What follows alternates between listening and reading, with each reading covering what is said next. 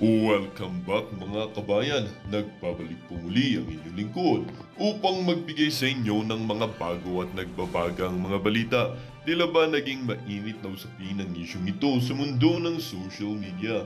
Kaya naman pala hindi na masila-silayan itong si Presidente Kuting ng Norte sa publiko at kahit man lang sa Malacanang ay dahil bumiyahe pala ito papuntang Espanya upang magparehab doon upang maitago sa mamamayang Pilipino na tunay nga siyang pulmonolog at gumagamit ng gamot na ipinagbabawal. Dito nga natin makikita na kahit anong klaseng tago pa ang pinaggagawa ng isang tao ay ito ay may bubulgar. Totoo nga ang kasabihan na walang masamang gawain ang hindi mabubulgar. First Lady Lizatanas Maggs ang ahas ng Malacanang at itong si PIDEA Chief Lazon ay wala na rin kawala sa gupit ng batas at ng katotohanan dahil nga umano ay sila sobrang guilty na sila kaya wala na sila pwedeng pagtakasan pa. Hindi nga rin maiwasan ng ating mga netizen na magbigay ng kanilang mga hinaing. Sabi nga nila, dapat subject for impeachment hearing na yan si Kuting ng Norte ngayon.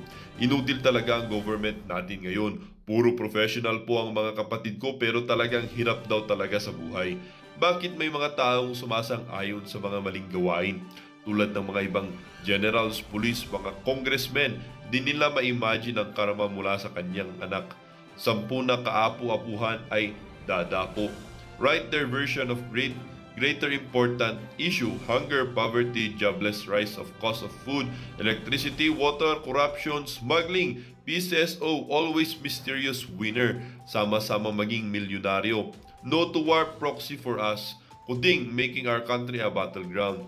That's worth millions. It destroyed the radar system and other navigation equipments of the PCG. Tarielia keeps saying what happens but never acted any decisive actions to the CCG.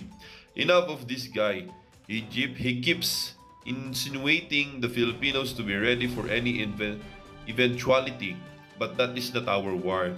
It's the war between the US and China.